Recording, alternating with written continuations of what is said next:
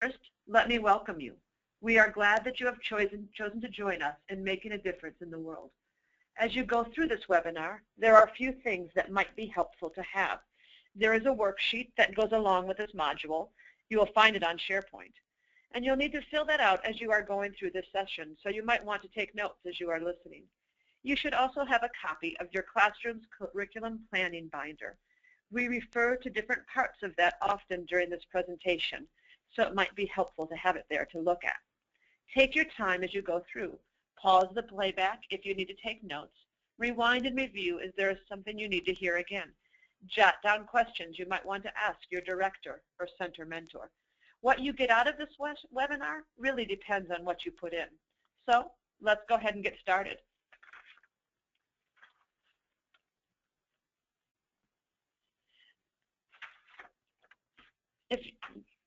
Making a difference is so important to the Sunshine House that we have embedded it into our vision. We strive to partner with families to create a better world, a better tomorrow for all of us.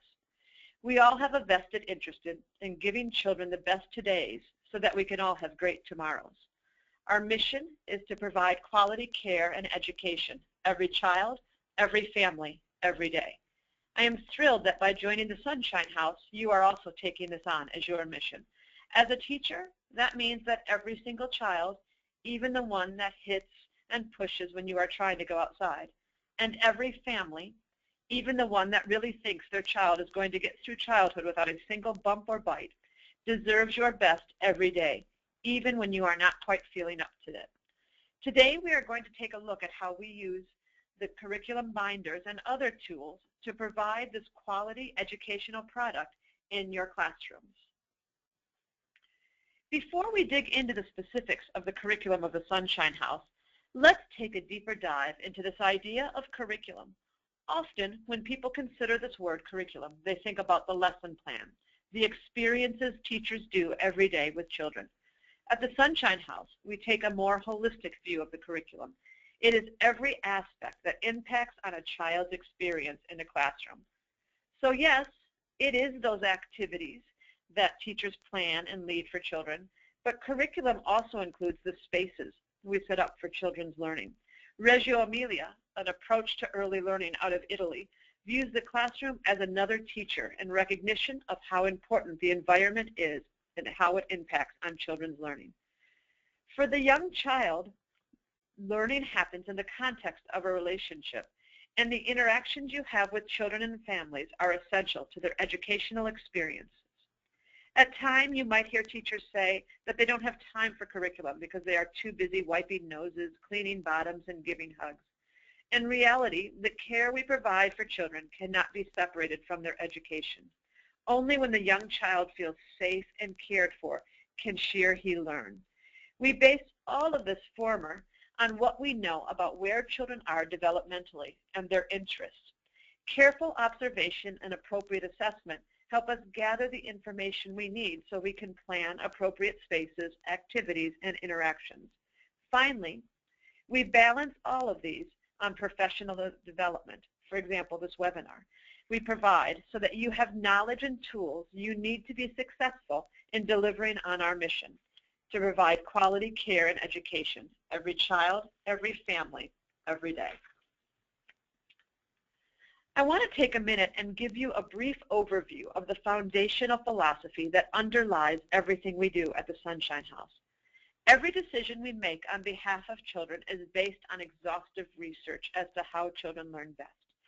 Studies show that young children learn more when the experiences we plan for them are based on active learning.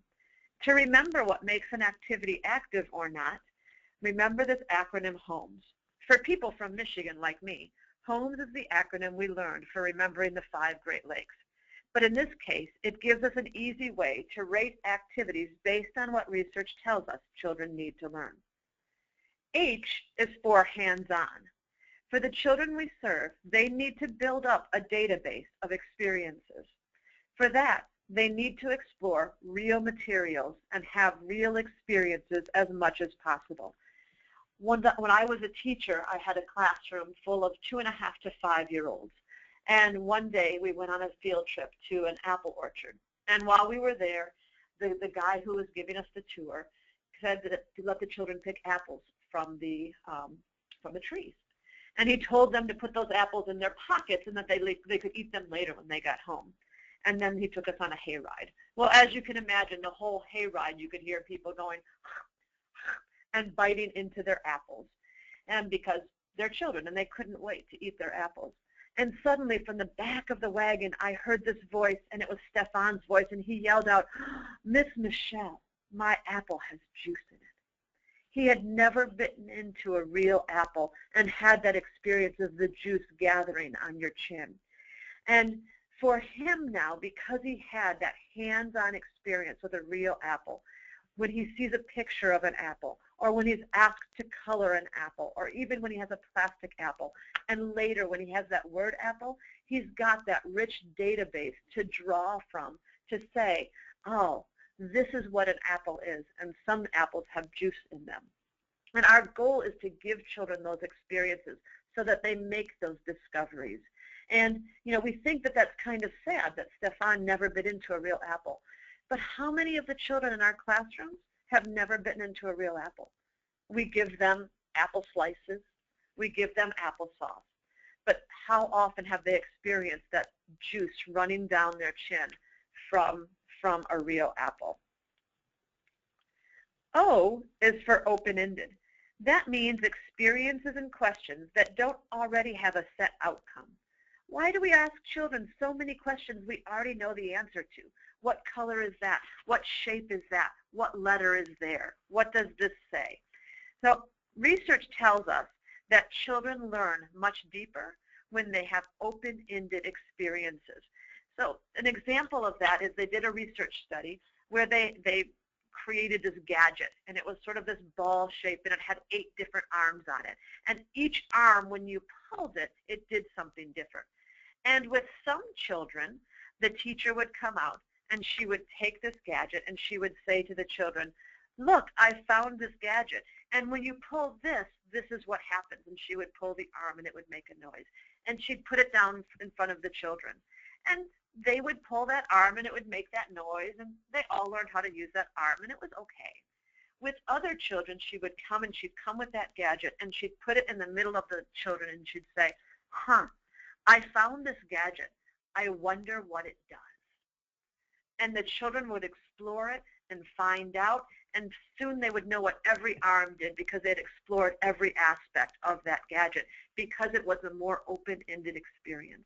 So when we think about planning things for children, move away from those questions you already know the answer to and ask questions like, what do you think will happen next? How do you think that happened? Wow, I found these cool materials. What would you guys, what can you do with these materials? M is for meaningful. Children are egocentric. They are unable to see the world from another's point of view. Our job as teachers is to find out what children are interested in and build learning experiences with those as a foundation. That is why we don't have themes at the Sunshine House. We can spend a lot of time and energy trying to get children interested in what we want to teach them, or we can figure out what they are interested in and teach around that. The E is for engaging. Children learn best when we engage their bodies and brains in that learning. Bev Boss, an early childhood professional extraordinaire and author, has said, if it hasn't been in the hands and the body, it can't be in the brain. A child's average attention span is 1 to 2 minutes more or less than their age. So generally, a 3-year-old has an attention span of 1 to 5 minutes. That means that if children aren't moving or engaged, they stop paying attention. That is why we want to make sure that we are having short periods of sitting and paying attention interspersed with many, many opportunities to think and be active. And finally, the S is for sensory-oriented. Brain scans tell us that when senses are engaged, our synapses fire and connections are made. That is why a certain smell can trigger a powerful memory, and you can remember the words of that song even though you haven't heard it since you were a junior in high school. Richard Louv, a researcher and author, says that we are raising a whole generation of children that are only going to remember the smell and feel of plastic. So when you combine all of these together, you know that children in the classrooms are learning a whole lot. So let's take a look at this scale in action. Let's look at each of these pictures. And both of these are examples of activities that you might see in a typical early childhood classroom. So at the top you see kind of a cute little fish. We would call this project art.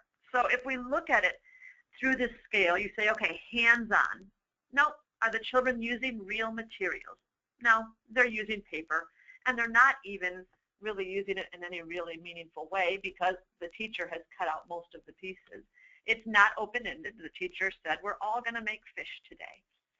Meaningful, well, maybe there's some children that are interested in doing this, so I'm going to give that a half a point. Engaging, are children thinking about real problems? Are they really using their bodies and their brains as they do this? Nope. And is it a sensory activity? Is it something interesting that's engaging their senses? No. So this is a half point. If we look at the next activity, there's balls that are balls or other different shapes covered in paint, and the kids are working together to roll them around and move them around this big box. So hands-on, are children using real materials? Yep, they're using balls to do something to explore. Is it open-ended? Yep, we don't know what that's going to come out and do with it. The children might bounce the balls. The children could roll the balls. The children could do all sorts of things with this. Is it meaningful?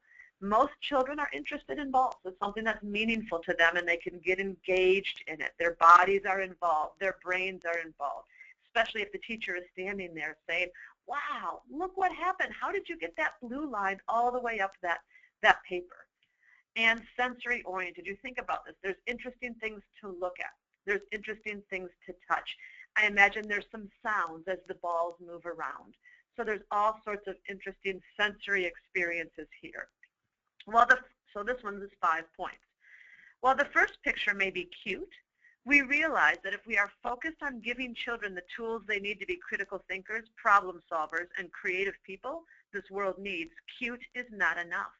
Birthday cakes are cute, but we know that to be healthy, children need more than cake for their bodies to thrive. In the same way, children need a steady diet of active learning with dashes of cute every once in a while for their brains to thrive.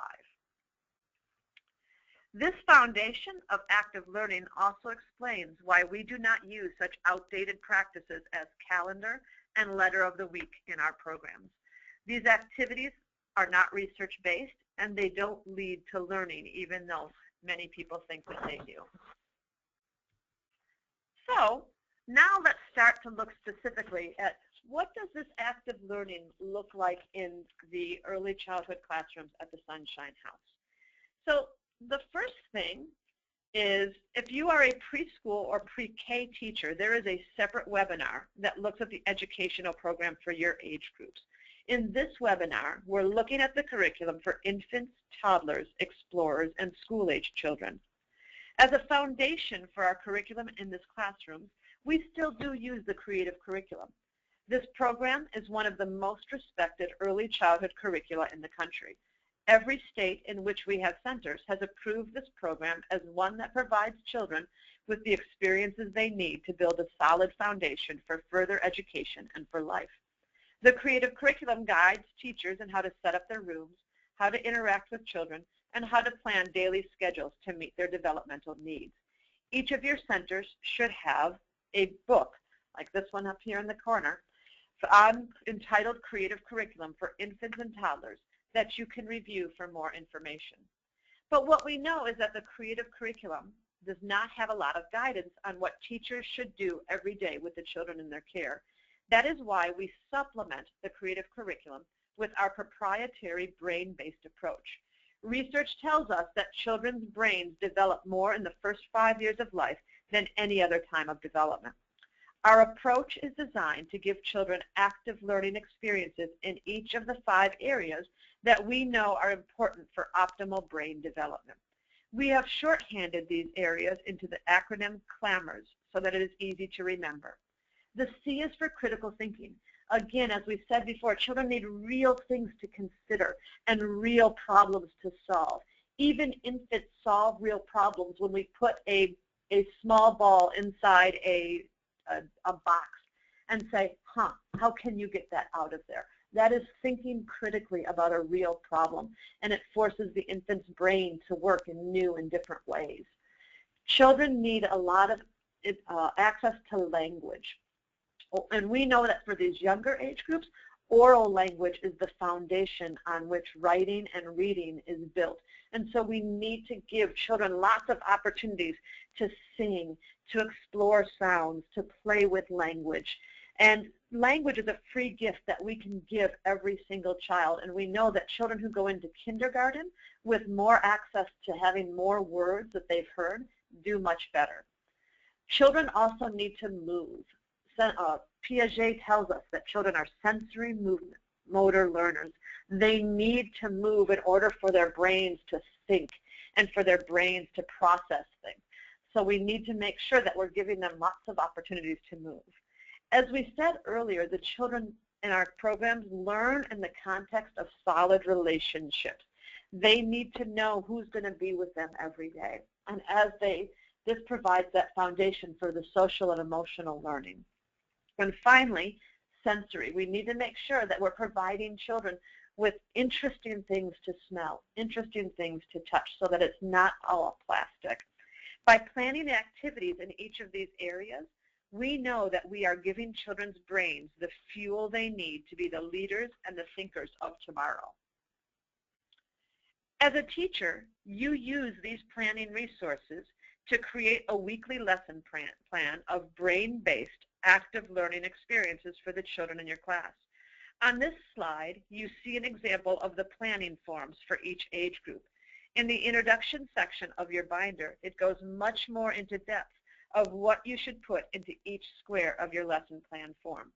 Please take some time to read through that section so that you know how to complete your daily lesson plan. You should also have a completed lesson plan in front of you. That and the one on this slide provide you with a guide as to how to fill out the form. These CLAMOR experiences are designed to be small group activities. While children are playing around the room, invite small groups of them to participate. Remember, children learn best in individual interactions or small groups, so just a few at a time. There are no days for the small group experiences because you will repeat them over the day and or during the week so that all interested children can participate. Some children might want to revisit an activity, which only deepens the learning. And we have to remember with these small groups, part of that is because children learn best in small groups, and part of that is because we know that children, it's not appropriate to ask children to wait. And so even if an activity is really fun, it's only fun if I'm doing it. So if I have to sit there and wait for everybody else to do it, it's not fun, and you're often going to deal with some behavior challenges. The information on the following slides is what the curriculum looks like in action in some of our classrooms. What someone should see in the classroom to indicate that the curriculum is being used. There is also a column labeled Referred to in your filled out lesson plan. This column gives you a resource to look at if you do not understand a particular expectation. So, without further ado, let's take a look at quality education in practice. On this slide, you see 3 examples of critical thinking experiences and how teachers have shared that with families in their classroom. So if we start over here, you see it's a blow dryer and ball experiment. What will happen when we turn on the blow dryer? And they asked the children to predict what they think will happen. And so the children wrote that down. The ball will go up. It's going to be floating. And they did this with very different balls all over and over again, so that children really had to use their brains and make predictions. And really that's the scientific process, right? The scientific process is I lay out an experience, I say what I think is going to happen, I design an experiment to see if that's indeed what happened, I analyze the results, and then I refine my hypothesis. And while that sounds really complex, you can see here that children are doing this all the time when we set up these active learning, critical thinking experiences for them. So here's with some babies, and someone just talked about just something as simple as bubbles leads to critical thinking. How can I blow this so that the bubbles come out?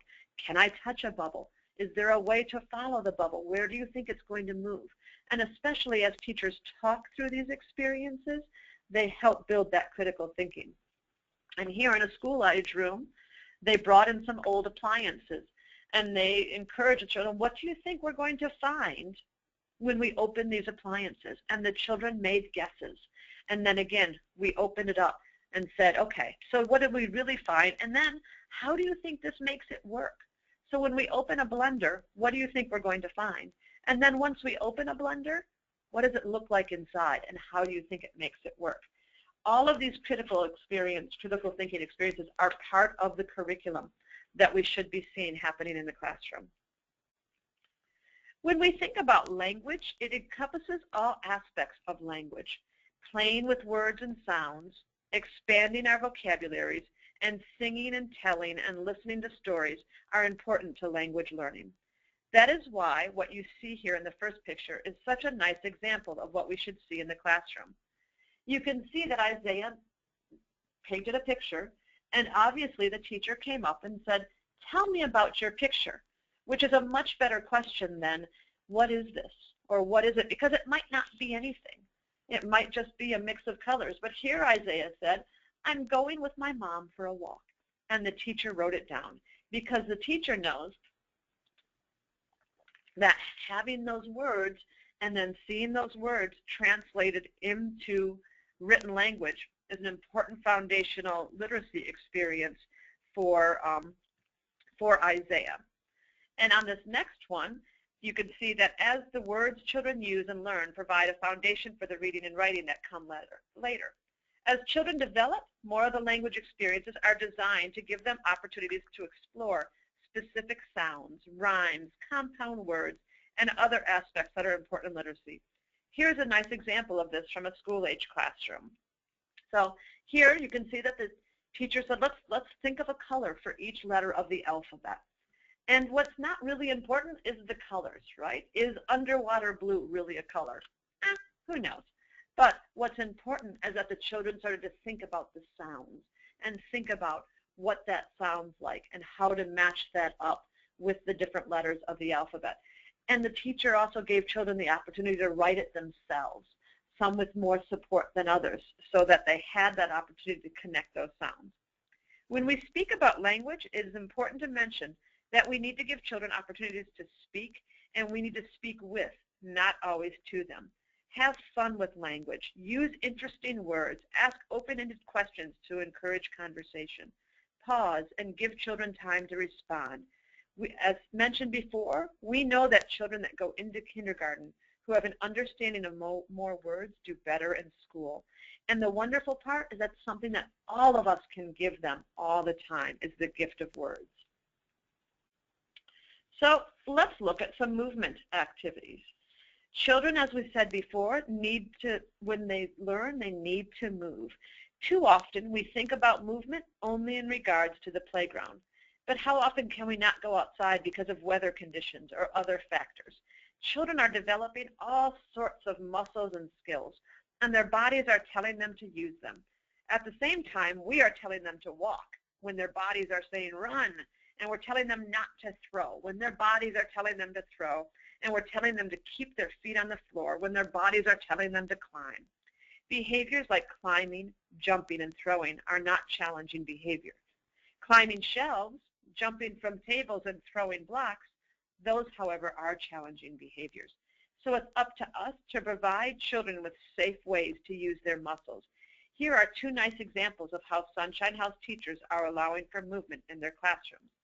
So in picture one, this teacher created a throwing center. So she put all sorts of pictures of people throwing different things on this box, and then she put it in an area, and she put it with things that are okay to throw.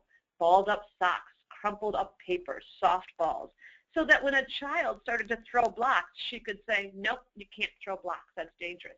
Come over here, you can throw this. And same thing, you could set up a tearing center. You can't tear books, but you can tear this, right? A pouring center, a jumping center. Find safe ways for children to get those movement needs met. And in the second picture, you can just see it, the toddlers and they're stacking blocks. A great movement activity. And this teacher made it engaging so that the families know not only are they just stacking blocks, but their brains are working and their brains are developing while they're doing this. So let's look at this relationships and social emotional aspect of the curriculum. So in the first classroom here, this one right here, you see a graffiti wall. And on this wall, children are allowed to post and write whatever they want to. So it really gives them some ownership of their classroom. And it really makes them feel like we are part of this and we're welcome here. And here in a school-age classroom, they posted every child's name on a piece of paper, and children just went around and wrote what they liked about that child and what was great about that child. What a wonderful experience to help children feel good about themselves and feel part of a classroom community. And I'm willing to bet that a lot of these children took these home and kept them for a long time. And finally, this isn't a really good picture of this, but it's a really good experience, so I wanted to share it with you. So a lot of times in our classrooms, we use words and we assume that everybody is on the same page and understands those words. So they might be things like, this is a book on waiting, or on it's time to rest, or it's time to eat now. And we assume that everybody has kind of those same experiences or knows what those mean. But often that's not true. So this classroom made a book of what does it mean to wait? When we have to wait for something, what does that mean? What does that look like? You can also do this for routines such as going to sleep. So that seems so obvious to us. What does that mean to go to sleep? But there is a very, very large percentage of children in this country that go to sleep with TVs on in their room. So for them, to go to sleep means I sit in my room and I watch TV until I finally fall asleep. Well, that's not what it looks like in our classrooms. So we can make books that say, I get my cot, I get my blanket, I lie down, I put my blanket on me, I lie real still, and have the children talk about what that means and read that with the children so that those words were all on the same page and we're giving them the social emotional tools they need to be successful in the classroom. And finally, let's look at some great sensory experiences. As stated earlier, children learn about the world as they explore it with their senses. It is important that we provide opportunities for them to use these senses to explore interesting materials. So here's a wonderful picture of infants just exploring shredded paper. And it's a simple experience, but think about that home scale. It's hands-on. Children are obviously exploring real materials here with their hands. It's open-ended. The teacher has no expectations of what they're going to do with it. It's meaningful and interesting to the children. It's engaging their bodies and their brains. I mean, you can just see right here how much this little boy is thinking as he's looking at that paper. And think about the senses. It looks like they're using all of them, including this little girl is eating it. So this great open-ended hands-on experience, it really talks about active learning, and it shows it so much more than even if a teacher had said, okay, now take a piece of paper and glue it on another piece of paper. What a great way to explore the paper. Here is just a blubber experience where children are putting their hands in cold water and then covering them in a plastic bag, covering that plastic bag with Crisco, putting another plastic bag on, and then seeing what that means for the cold water. A great hands-on sensory experience, more than talking about Arctic animals and what do they look like and how is their life. Here they're experiencing it. Here they just put some great gloves and filled them with different things for children to explore, and they're at children's level so that children can explore them over and over again. And here I love this one because really talking about open-ended, I imagine that this teacher had no idea that this is what was going to happen in her classroom. But we talk about children's attention spans, and you can tell that those children have been engaged a long time. So we know that really this is a wonderful, engaging experience where they learned a whole lot. So now let's look at some special programs that we have at the Sunshine House. Seeds of Literacy is an enhancement program for all children above infants. The program uses high-quality children's literature to explore concepts of literacy and character development. Each classroom picks a book of the month from those titles that have been designated by the education department, especially for this program. All ages except for school age read that book once a week. After reading the story, there is a large group literacy experiences for teachers to lead that focus on phonics, letter shapes, writing, or some other aspect of literacy. Once a week, there is a small group experience that focuses on character development. These activities are detailed in a planning resource for each of the books that is on SharePoint. Please ask your director for these books and resources if you do not have them. On this slide, you see an example of a resource from the book Full House from the Preschool Pre-K Kit. You are also seeing examples of what this program looks like in action. So here is one from the Explorers book that talks about what makes me happy, right? It focuses on character development. So what is it that makes me smile? And children, they look through magazines and talked about what that is that makes them smile. You can also see here, they did community helpers. And this is a big, nice literacy experience because they wrote riddles. And then on that, they hung the pictures from there so that the children not only helped write the riddles, but then later read them and were able to share them with their families. And here's a great example of literacy and character development, because it talks about when we feel angry, here are the things that we can do, here are the things we can't do. And all the children signed it to say that they had talked about this. Because this is a literacy and character development program, it generally does not include art projects related to the book, as those do not build skills in character development nor in literacy. It is important that as a teacher you use the activities provided as they are designed to meet the goals of the program. We also have in your age groups Spanish and sign language, and for the school age program we have STEM. So for every activity in your binder, you'll notice under each activity there is a Spanish word or phrase. While leading the activity, share the Spanish word with the children. Use it, encourage them to use it throughout the day. The idea here is not that we sit down and we teach a different word and then we move on, but that we're using the words in the context so that they become meaningful. We also encourage the use of sign language. Young children are cognitively able to communicate before they develop control over their vocal cords. However, they gain the ability to control their hands and arms sooner. That is why we use sign language in our infant, toddlers, and explorers classroom. When children are able to communicate that they are sleepy, hungry, or wet, they need to cry to send those messages. But however, if we give them the words, then they don't need to cry or they don't need to have different behaviors to show those messages. They can use their hands and sign languages. When caregivers respond to their clues, they build a relationship in which children feel safe and cared for.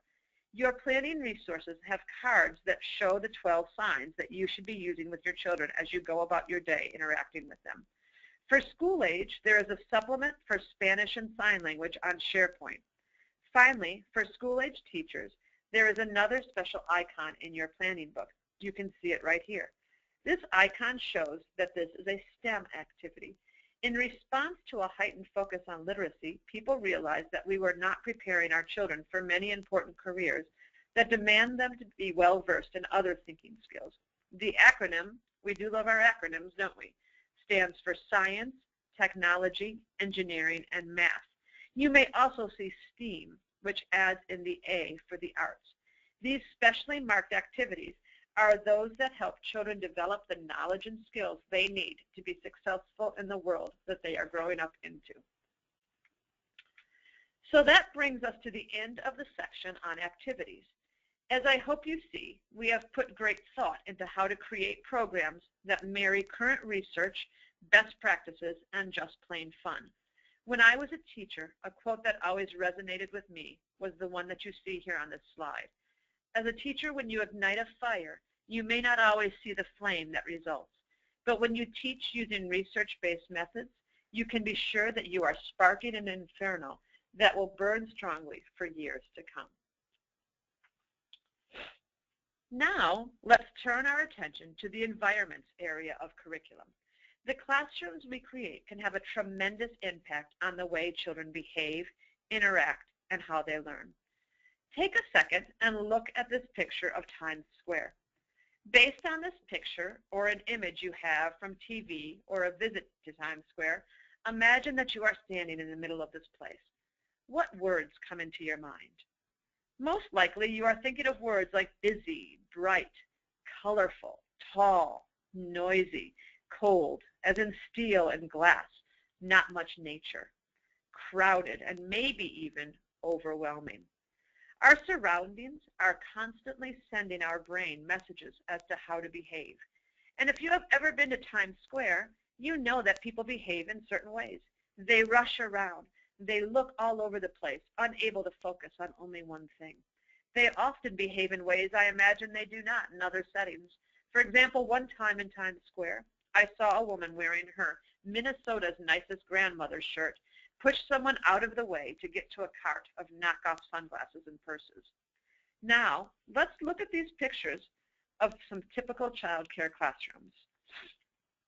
What words come to mind? How many are similar to the words we use to describe Times Square? Bright colors? Check. Busy? Well, the walls are covered with stuff, so children may not know where to focus. Bright lights shining overhead? Crowded? It may not feel that way to you, but when there are 12 other 3-year-olds there and you always have to share, it may feel crowded to the children. And lots of fake materials, not a lot of nature. Now, for me, I love Times Square for about an hour. Then I have to duck into a place where those environments is a little less hectic. But children have no choice. We have them live in Times Square for 10 to 12 hours a day, up to 5 days a week. And we are surprised when they throw tantrums or race around, punch or hit. Their bodies and minds are reacting to the messages the environment is sending. Now take a look at these classrooms. What messages do these environments send? They are calmer. They look inviting. They say to children, come in, this is a place for you. The spaces are well defined and clearly tell children what to do in that area. Materials are accessible and easy for children to reach, and everything is open and available to them. When we create environments like these for our children, engagement and learning go up, and behavior problems go down. And that makes your job a lot easier. Now, I know that many of these are idealized settings in some ways, and that you may not have the ability to change many things about your classroom. But I show them to you for inspiration. Focus on the goal and take steps towards that goal. Step back and look at your classroom through new eyes. In what ways does it look like Times Square? You may not be able to paint the walls, but you can surely take some of the shiny plastic teacher-made stuff down to help make it less busy. You can always bring natural items into the classroom to make the classroom a little less cold. Even little things can have a big impact on the whole. Our brain-based philosophy also extends to the classroom spaces we create. There are many ways to engage children's brains in the spaces. Let's look at some examples from sunshine houses across the country. So here you see critical thinking, in which children are matching shoes, language, in which the teacher has created a alphabet board that actually has pictures that children see.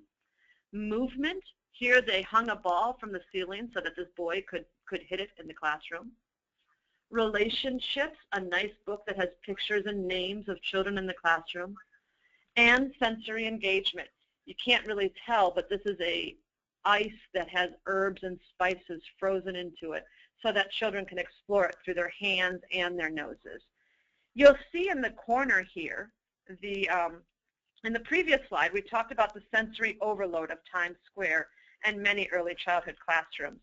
Once you have lessened the overall sensory impact of the classroom, you can create pockets of sensory interest like those we see here. Look for ways to incorporate interesting things to see, hear, taste, smell, and feel. For more ideas, I encourage you to take a look at our Sunshine House Pinterest board. And here you can see the link that will take you to there. And if you need help to find that, then you can always reach out to the education department or your director. There's a lot of bad stuff on Pinterest, a lot of stuff that doesn't really look at research and what children truly need. And that's why we have a special Sunshine House board just full of, right now it's more than 430 pictures from other Sunshine Houses across the country. Of course, of all the elements that are in the classroom, you are the most important, as this quote from Chaim Gunot tells us. It says, "I've come to the frightening conclusion that I am the divisive element in the classroom.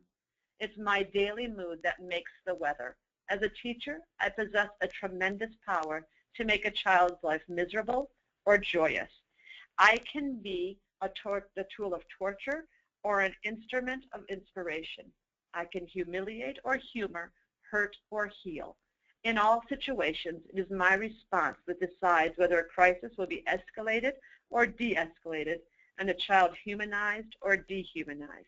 And I hope that every day before you pass through that classroom door, you make a conscious decision to be a tool of joy and inspiration to the children in your care."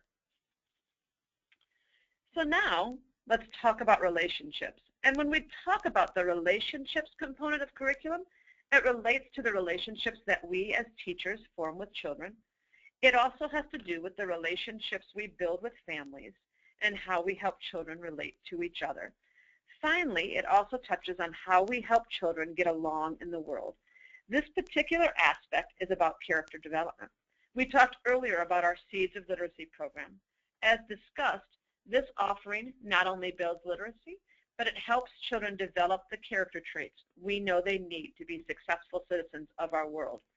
There is more information about our Seeds of Literacy program in the curriculum instruction section of your curriculum planning binder, as well as on SharePoint. But let's take a look at why this idea of relationships is so important, especially in the younger years. For some early childhood professionals, especially those teachers of our youngest learners, as we said before, there may be a sense that there is no time for curriculum because they're always busy meeting the primary needs of children. In reality, this is an essential part of the curriculum in the classroom. Abraham Maslow explained this in his theory of the hierarchy of human needs. So as you look at this very bottom, we're meeting the basic needs. Children need to know that they're going to be fed, that they're going to be warm, that they're going to be allowed to sleep when they're tired, and that somebody is going to help them meet those needs. And once they have those basic needs met, they can move to that next level. And in this next level, it's about helping build a sense of security for children.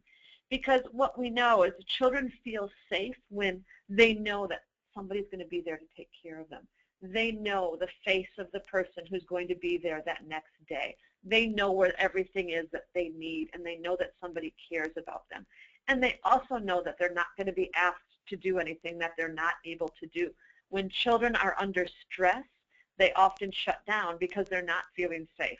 But that stress can come not only from physical danger, but from emotional danger where they feel like nobody knows them or nobody cares about their needs. This next level is helping children feel like they belong and that they're loved in a classroom. And we do this by reflecting children and families.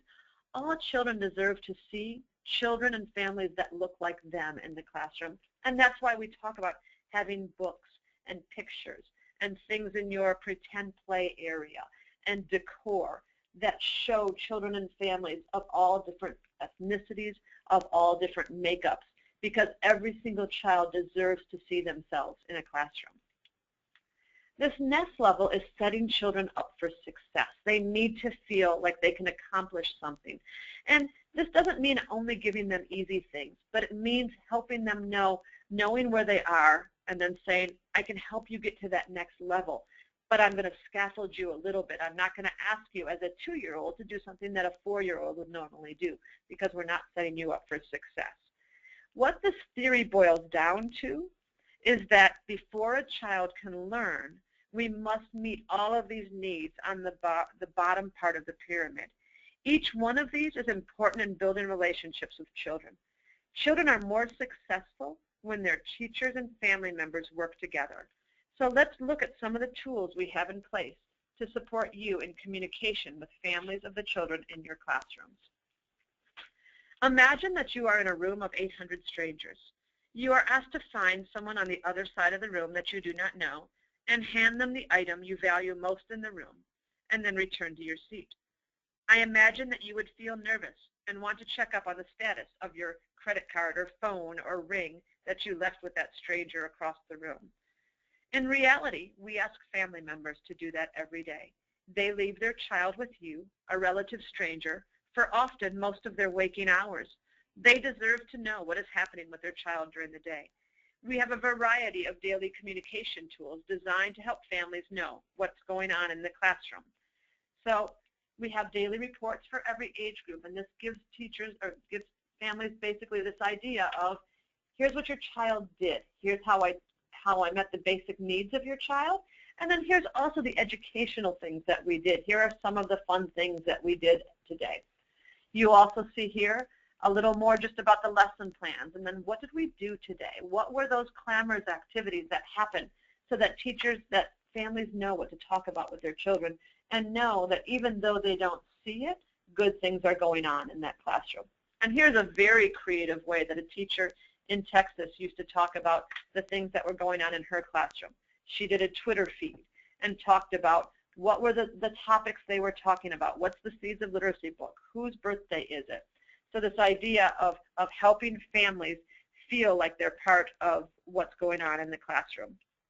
Family teacher conferences are also held twice a year at the Sunshine House. These formal meetings give you and a child's family a time to celebrate their progress and to work together to set goals moving forward. We'll talk a little bit more about conferences in a couple of minutes. Besides the ins and outs of every day, families want to know what their children are learning while in your care. A learning story does just that. It tells the story of learning that happens in your classroom. Let's take a look at some examples of learning stories from Sunshine Houses across the country. From this classroom in South Carolina, this teacher literally makes books, takes pictures of what the children are doing, and puts them together in little books and hangs them so that families can see it. And it talks about not only what children did, but what did they learn through these experiences. And this is from an infant classroom. Here you see a simple one of playing with stuffed animals. So some older infants and toddlers, what did they do? What does this mean? What are they using? What critical thinking skills are they using? Why did we do this experience? We want to know that we want families to know that even though this is playtime, this is also learning time, and help them understand the learning that's happening. So here's one from the school age where the children develop their own types of ice cream. And again, it builds into this idea of building literacy, showcasing what children are doing in the classroom so that families know while they're gone that good things are still going on. A good learning story tells the story of the experience as well as helps connect an active learning experience with the learning that results. Again, for many, many more examples, visit the Sunshine House Learning Pinterest board. The last part of relationships that we are going to quickly look at is the idea of helping children get along with each other and in the classroom environment. There are whole college courses taught on this topic, so we are not even really going to scratch the surface. This is just to give you a little insight into the behavior management philosophies of the Sunshine House. We look at children's challenging behaviors a little differently. So often we see a behavior, the teacher observes that behavior, and then the teacher reacts to the behavior and hopes that that reaction is going to change the behavior somehow. And a reaction can include timeout, sending them to the director's office, behavior charts, and all of those things. But what we know is that children's behavior is a form of communication. And what we really need to do is look at that, what is that child trying to say through that behavior? And then we have to interpret that behavior and make a plan. So maybe a child, we always say that, oh, he's just doing that because he wants attention. Well, all children need attention. And so if a child truly is doing a challenging behavior because he wants attention, then it's our job to say, okay, I need to make a plan to give him attention in other ways so that this behavior is no longer needed. When we look at children's behavior as communication, we realize that there is very little power in our reaction to change them. Many of the forms of discipline we see are not only ineffective, they are humiliating and get in the way of building relationships. Things like behavior charts, timeout, withholding food or outside time, and or shaming a child are examples of these, and that is why we do not allow them at our centers. When children are exhibiting challenging behaviors, it is the teacher's job to figure out what the child is communicating and make a plan to address the children's need so the behavior will go away. Generally, children are communicating generally about three things. The first one is behavior in response to classroom behaviors. Classroom factors. About 75% of the time, a child's behavior is saying to you, there is something that's not working for me in this classroom. Maybe it's that I have to wait too long without something to do. Maybe I'm being asked to do something that I'm not developmentally ready to do. Maybe I'm bored, or maybe I'm overstimulated. And so the good news is that up to 75% of the time, we can change something slightly in the classroom and that behavior will go away. We also have behaviors that provide opportunities to teach social skills. Just like everything else, children need to learn that there are certain behaviors that are not appropriate for a classroom. So I have to learn that hitting is not appropriate. I'm not born knowing that, because guess what? Hitting works a lot of the times. So when we see those behaviors that don't happen all of the time but happen in a certain context, like I hit because somebody took my truck, it's an opportunity for me to give that child the tools they need to get along socially. And then in a small percentage of times, there are unmet social emotional needs, and these are deeper issues that need more intentional support. And there's more information about this on SharePoint. There is also a session on our professional development platform, Quorum, that goes much more into depth on this topic. And finally, have your director or someone reach out to the education department if you need help supporting a child who is struggling with challenging behaviors. It seems like for many people, childhood is a disease that everyone is in a rush to cure. In reality, childhood is a wondrous time of wonder and awe as children discover the marvels of the world around them and we are no longer impressed by. What a gift to have the opportunity to share in this wonderful stage. I hope that as you build relationships with children in your care, the following statement will be your pledge. I will let them be little, fill their hearts with laughter, help them grow wings, nurture their sense of wonder, inspire them to believe, and love them like there is no tomorrow. Now, let's take a look at this idea of observation and assessment in your classroom. For many early childhood teachers, the word assessment can be a scary one. We think about standardized tests and teachers teaching to that test. In reality, both are tools that help us know our children so we can make appropriate decisions for their growth and learning. By observing our children, we can find out what they are interested in and integrate those into the classroom. Nothing says, I know and care about you, than putting a story about horses in the library because you heard a child say how much he likes horses. Assessment tools help us document where a child is developmentally so we can make sure that we are planning activities at which she can be successful and so that we can show progress. At the Sunshine House, there are two primary forms of assessment we use. There may be also others required by your states. The first is a developmental checklist, an example of which is shown here. These checklists are not designed to test children, but to record their progress over time. The other form of assessment we use is called a portfolio. A portfolio is a collection of children's artifacts, such as photos of the children's work samples, art creations, and/or anecdotal notes that illustrate what a child is doing in the classroom. Your twice-annual conferences are a great time to use both of these tools to show families a child's learning and to work together about what can be expected next and how to work towards these goals together. There is more information about both of these assessment tools and about the conferences in your curriculum planning binders and on SharePoint. Ask your director to get these forms for you if you do not already have them.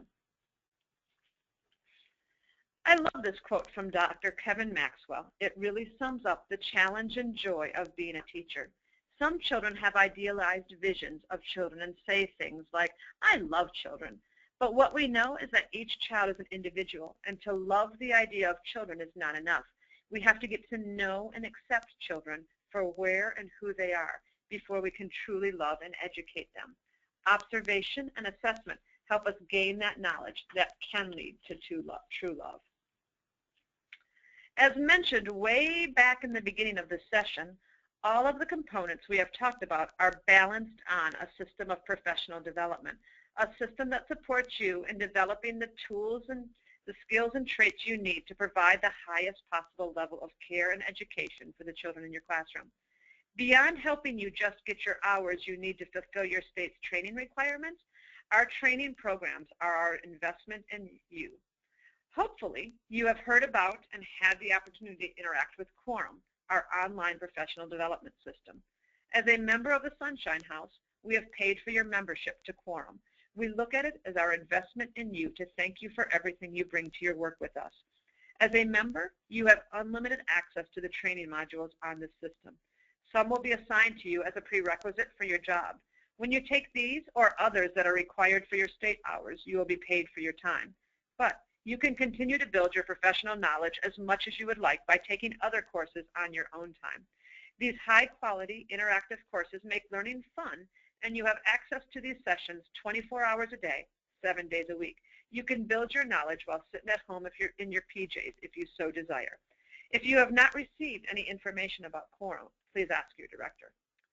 While Quorum is the centerpiece of our professional development system, there are other tools we have in place to support your growth. You can see that we have curriculum planning binders that we've talked about in depth, and those have a lot of information about what your day with classroom and how to best support that. You also have monthly staff meetings at your center that will provide you, they model active learning, so provide you some active learning experiences every month. On SharePoint, there's a lot of articles and a lot of information that your director can get for you for now, but we are also working on building a teacher page for SharePoint that will have access for you. At times, you'll be invited to attend in-person sessions.